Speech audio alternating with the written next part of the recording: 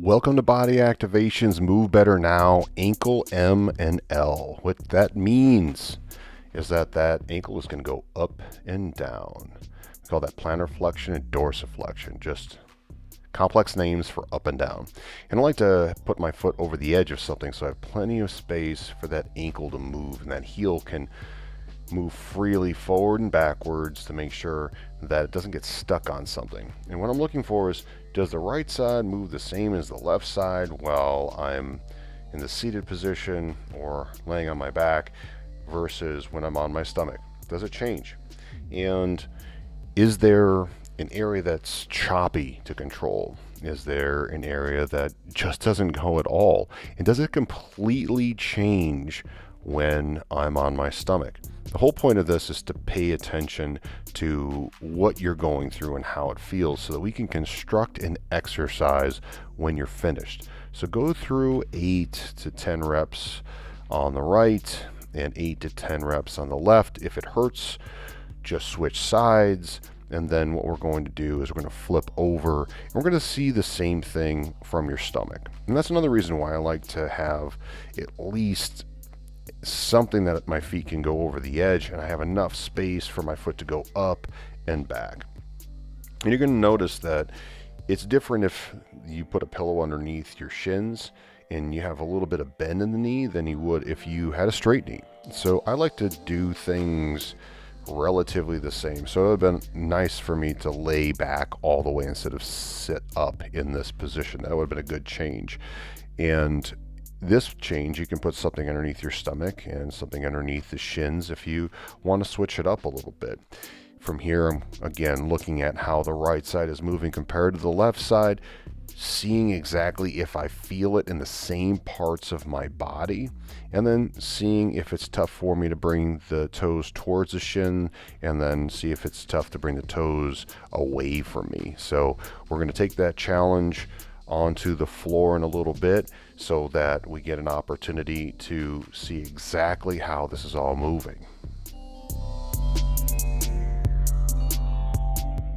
Now the first position you can do right where you are. I just chose to do it on the floor so you can see this even better. I bend my knee to around 45 degrees. And the second time I take something to put underneath my shin or underneath my calf so that I can move my foot up into a position. So this is where we're going to start. We're just going to start with the on the stomach position.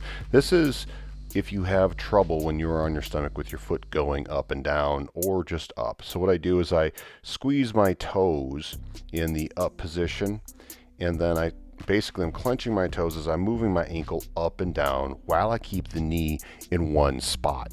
This gives me a little bit different view of how I control that ankle. And I can do the same thing with my toes pointed towards my shin if I can control my toes up towards the shin while my ankle is going up and down. And I'll go through this around 8 to 10 times to see if it improves or if it stays the same. This way I have a really good idea of what is tough to control. And I can do the same thing when I'm in my seated position. So I took a yoga block and I placed my calf directly on it. And you can use anything as long as it's nice and comfortable. And I squeeze my toes and I move my ankle up and down. And from here, I'm going to do the same thing with my toes up to move it up and down. And see with the reps if the ankle mobility and strength improve. You can use this into a preparation for a calf raise or for a wall toe raise. So in this structure, practice positions that are tough to control but feel good. Stay fresh, practice fresh, recover, and progress. And if you like that, we have more where that came from. 60 different routines to find relief and freedom in your body right now with Body Explorations. If you tried everything else and you're just not getting where you want to be, zero equipment necessary. Get started right away. It is beginner level walkthrough so you know exactly what you're doing and what helps. Have confidence in each stage of your recovery or progress even further than you ever thought possible. Remember, You're one exercise away from feeling completely different. I'll see you in the next video.